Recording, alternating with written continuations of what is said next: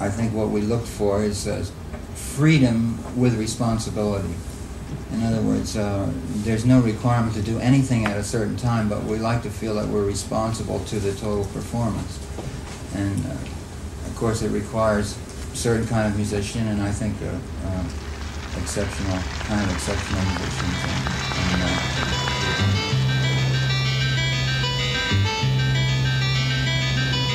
Another 100 people just got off of the train and came up to the ground while another 100... You and I know. See that, Nick? That's how close we are. And they can't pull us apart, they can't force us apart. We're together. Hey, hi, hello. It's your boy Nate. I read books because reading is sexy, and if you're not reading, you're not sexy. Y'all, it is a very cold January day, and I'm not gonna wear that many layers today. Why do I do this to myself? Why must I dress more stylish over comfort? Why? Why? But I've already planned this outfit out, and it's gonna happen. I don't know if I'm allowed to say this, but gonna go on a little date. Yeah. Y'all, 31, I don't know, it's just a terrifying age to me. Mostly because it's a prime number, but I don't know. I'm just like, am I really gonna die alone? I think so. You know, it'd be nice to die next to somebody. But anyway, what does that have to do with dating? I don't know. I'm fishing. This is all just fun too. Why am I overthinking? I'm just out here to meet people. Oh god, is this how I wanted to start the video? Y'all, I haven't been well. Am I ever well? I think I'm okay today. Just the LA fires are, you know, sweeping through the city, and it's really heartbreaking just like watching the news and just like seeing people literally accept the fact or grappling with the fact that all is gone. It's scary. It's scary to have built something, put a family in it, watch children grow up in it, have fights, have love, have Christmas parties and all of that just gone. And I've donated a fair share, and it's just one of those odd things where I just feel so helpless, and I don't know what a couple of cents means, but yeah, I don't know. Anyway, everyone that I know is fine, thankfully. Just like a big wake-up call of like, I probably get my life together and just like really focus on the things that ground me. I don't know, I've always thought that, or I've always been taught that a house is something that you should have. A house is always something that I always come home to, right? You know, at least there's a roof under my head. But in conjunction to that and watching, I'm still gonna gatekeep him. I mentioned him before, but if anyone must know, if anyone picks this up, if anyone's actually paying attention, there's this video called Chew the Cud that one of my favorite creators has put out, and he's incredible. He's this vagabond. He just does these sort of pick-up, drop-off kind of jobs across the country, and I just don't think we see that kind of life anymore, but it exists, and there's people like him out there, truck drivers and moving things, import, export, but he's just rugged and kind of sexy, not gonna lie. He basically lives out of his car. He doesn't need much to entertain him. In this recent video, I think it was a sheep. A sheep in the back of his car, and he was moving the sheep, and I don't know, it's just, in the end, who are you but your name and your voice and the things that you have to share, versus like your actual possessions and everything. The thing is, I love stuff, and I'm always terrified of like all this stuff gone. We're never prepared for disasters. Anyway, not much to update on. I've just been in a major like editing tunnel hole, so a lot of interesting fun stuff will be coming out. I'm currently editing this chat that Modern Ojima and I did, and from 80 minutes to 52 minutes, I'm still trying to trim it down, and I'm like a dent of the way through a bit. I did some this morning. Anyway, all boring stuff. I'm still buddy reading Elena Knows with Ben Reads Good, and y'all, he reads good. Because this is such a good read. I really want to finish it, but I'm pacing myself. It's just so delicious. Everything that I love in a book wrapped up in here, and I love how layered it is in all of its themes on church, state, the body, law, with a woman grappling with it all, grieving over her daughter, but also trying to find the culprit of who murdered her daughter. And it's just so rich and good and delicious. I just love this. The speed at which the prose moves reminds me a lot of Paradise by Fernanda Melchor. That's a rough comparison because Melchor, I think, explores really intense machismo, but a bit of it is in here, but it's mostly about like gender roles and such, and power, and how one musters and moves and maneuvers through different kinds of power. as, yeah, she's trying to find the truth. I'm still reading Sea Friendship by, what's-his-face, Jeremy Gordon, and it's fine. It's still very wish-washy. I'm still in initial impressions. Not much has changed or shifted or moved, so not much to update. And I'm about halfway through A Woman Under the Influence by, what's his name? John Cassavetes. Is it John? It is John. Yeah. And, oof, phenomenal. It is so blunt. Who is the main actress, y'all? What is your name? Gina Rowlands. Oh my god. Incredible. Just such a very complex role that she took on, and she plays it with such gentleness and care that just makes her a fortified woman, and just her presence in the film is just so bold, incredible. Anyway, enjoying it a lot. And maybe this is my year of Cassavetes. I think I want to dive more into his work. I just love the realness of his characters and the way that they talk to each other and the way that they come about and form bonds. It's beautiful work. Really, really grounded, beautiful work. Today, yes, so I've got this little date, maybe a friend thing, I don't know. And then at a cafe, and then we're gonna go to a bookstore. And then I think I might check out an exhibition because it's also quite nearby.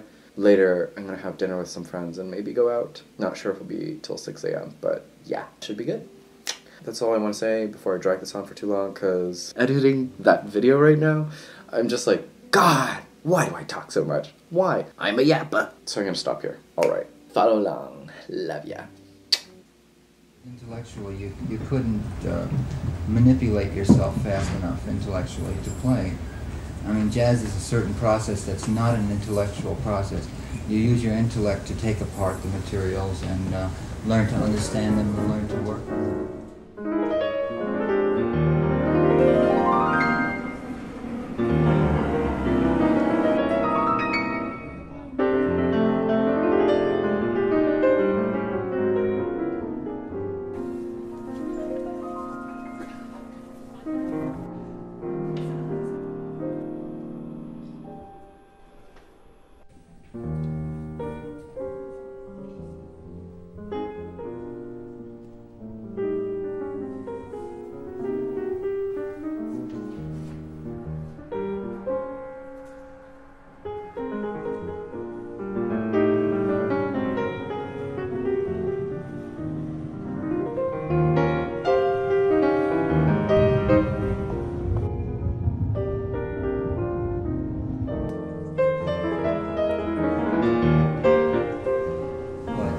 It takes years and years and years of playing to develop the facility so that you can forget all of that and just relax and just play.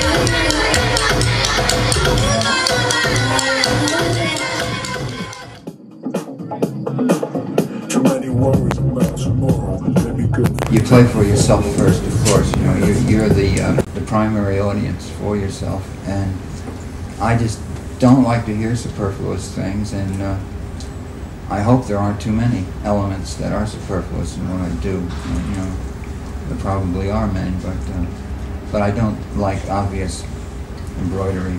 So that's the reason, I think.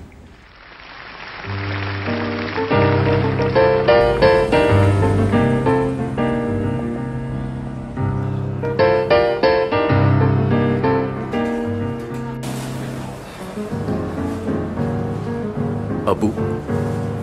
Oh.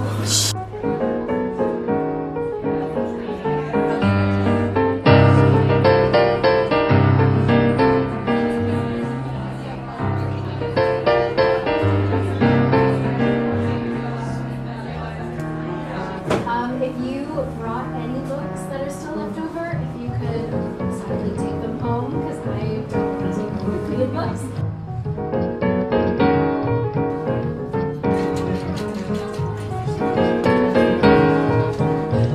The wild scent of greenery, and after a rain, the air stood as thick as if the entire neighborhood turned into a jungle, making our journey much better.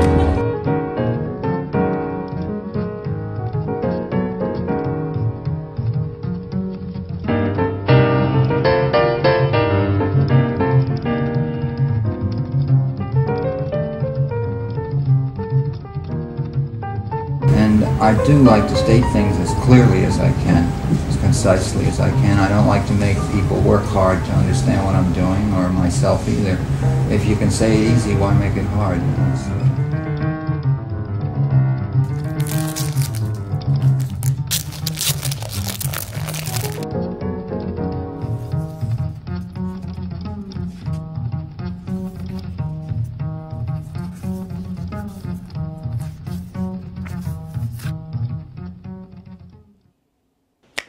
Sup, y'all? I haven't had a real moment to sit down and chat with y'all to end this vlog, but we did finish a few things. Just the other day, finished Claudia Piñeiro's Elena's. Oh wait, hold on. Y'all want to hear about my weekend first? Really good weekend. Magical. Beautiful. Amazing. We have a few things to talk about. Yeah, it was just one of those weekends where it was just so friend-filled and you felt so much love and joy. I was content. Incredibly content. And this is your sign. Text your friend. Tell them that you love them, let them know. And then Carrie hosted this amazing book swap and saw so many lovely faces, and it was an incredible turnout, swapped so many books. I'll show you my haul in a bit, but yeah, let me talk about Elena's real quick, because the thoughts are fresh, but it is gorgeous, the way that it is so layered texturally with so many different themes in terms of machismo, politics, religion, motherhood, daughtership, the fraught relationship between the two, heat, hate, passion, the way passion flounders and flusters in memory and grief. Really, Elena is just a woman who is suffering from Parkinson's, trying to find the murderer to her daughter. And it's really, in the end, a story about truth, coming home to the truth. How do you lay out the foundation of truth, create a home for truth in order to live in it and live with it and to go on. Ben reads good, incredible notes. He's such a careful reader, and I just loved all of his notes that kept me alive with the text as well. So Ben, I love you. You're too cool. And if you haven't yet, please follow him. He's king of booktube, really. He gives us the updates. He gives us reading vlogs. He gives us wrap-ups. He does it all. Love Ben to death. Incredible. I think my favorite read of the year so far. So good. Like, I could reread it again. The way that it's written with this swift prose that reminds me a lot of, like, The Days of Abandonment by Elena Ferrante. There's this, like, beautiful swiftness. Also Paradise by Fernanda Melchor. That just sucks you into the text and makes you want to read front to back in a day. I really should have just finished this within a day or two to really just stay with the text. And it's one of those books. Beautifully done. Okay, 2 mini book hauls-ish. So Carrie's book swap, people brought a wide range of books. I'll go through this first. Boris Pasternak, Dr. Zhivago. Y'all, I'm not a classics person, not at all, but a friend influenced me to do this. I'm gonna do a classic. I think that's what it is. I'm gonna do one classic a year. I don't even know what this is about. First published in Italy in 1950. Okay, it's not that old. 1957, amid international controversy, it is the story of the life and love of a poet-physician during the turmoil of the Russian Revolution. Taking his family from Moscow to what he hopes will be sheltered in the Ural Mountains, Yuri Zhivago finds himself instead embroiled in the battle between the White Army and the Bolshevik Reds of the Russian Civil War. Okay, that's all I need to know. Excited for that, and I do enjoy this cover a lot. It's quite nice. Also, y'all, can you believe it is 8 a.m.? I was hoping I'd get, like, really good morning light to film, but here we are. We gotta use the fish lamp today.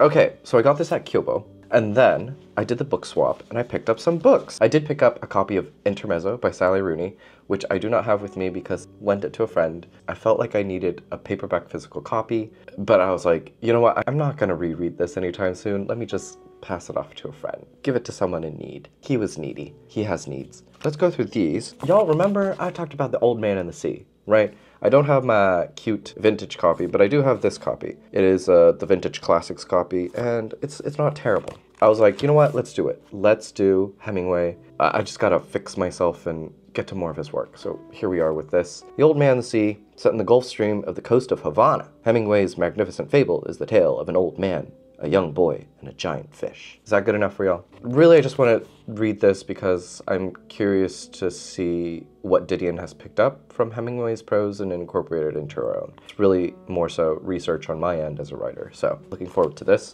We also have Boy Parts by Eliza Clark. Irina is in a rut. She obsessively takes explicit photographs of average-looking men she scouts from the streets of Newcastle while her dead-end bar job slips away. She's more interested in drugs, alcohol, and extreme cinema. She's been making the rounds everywhere. I see her always on like Book Talk, BookTube, Bookstagram, and I'm just like, what's the big deal? Carrie did mention I should have just gotten to Penance, but we're just gonna do this. See what all the hoopla is about.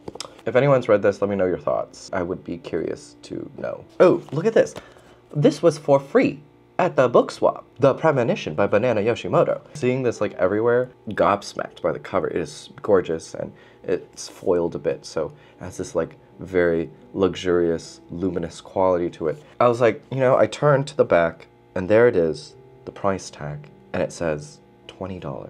For this small little thing, thank goodness this was free. Yeah, I read a Banana Yoshimoto last year, and it was amazing. And yeah, I really like her quiet writing. And there's something so small yet precious, almost like holding a seashell in your hand and turning it over and really looking at all of its curves and listening to the sound of the ocean through it. And there's just a really precious quality to her work. I'm excited to do this. Yayoi lives with her perfect, loving family, something like that in a Spielberg movie. But while her parents tell happy stories of her childhood, she is increasingly haunted by the sense that she's forgotten something important about her past. Ooh, okay, very nice. I love Yoshimoto's constant searching for understanding through grief and memory. She does it so well. That's why I like her work so much. Last but not least, I have Nhật Anh's Ticket to Childhood. I just thought this book was really adorable. The illustrations were really cute. He's got his booty out. He's being whipped with a stick with his booty out. And yeah, I just wanted to read some more Viet Lit. So here we are. He hit his head. That was the book swap haul. Amazing. I can't wait for the next one. Love y'all, soul readers.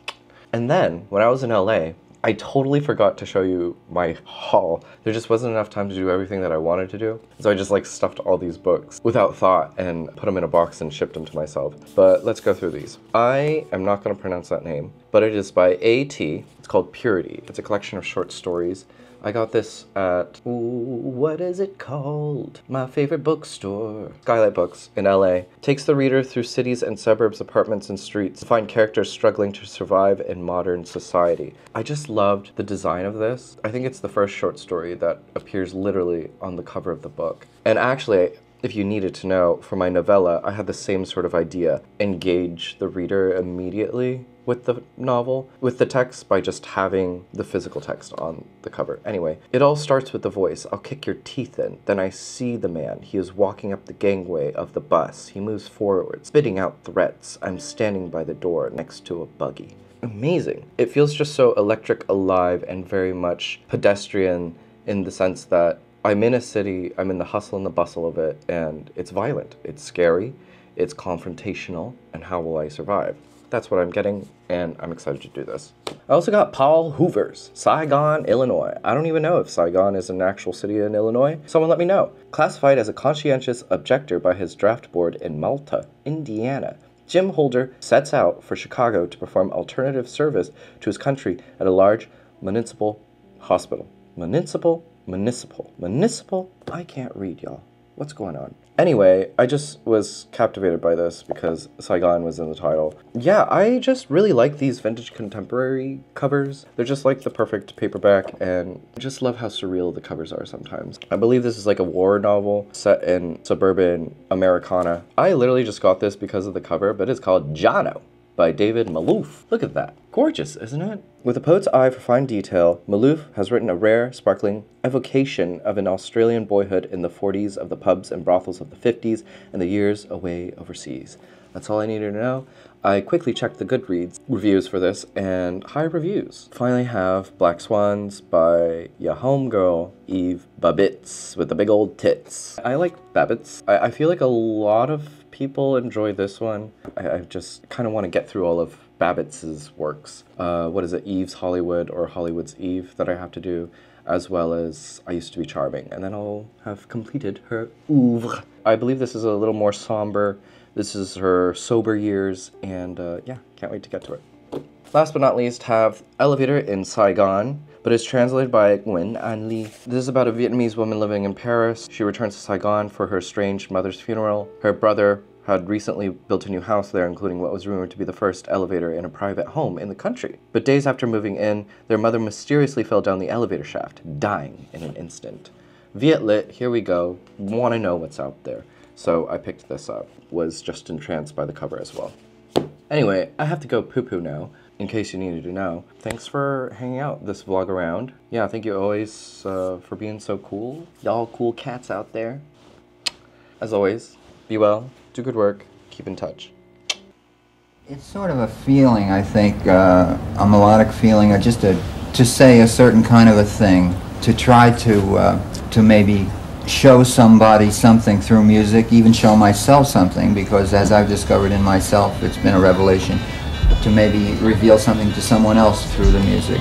Something that's good, and something that they feel that maybe enriches their life a little bit, or makes them feel better as a person.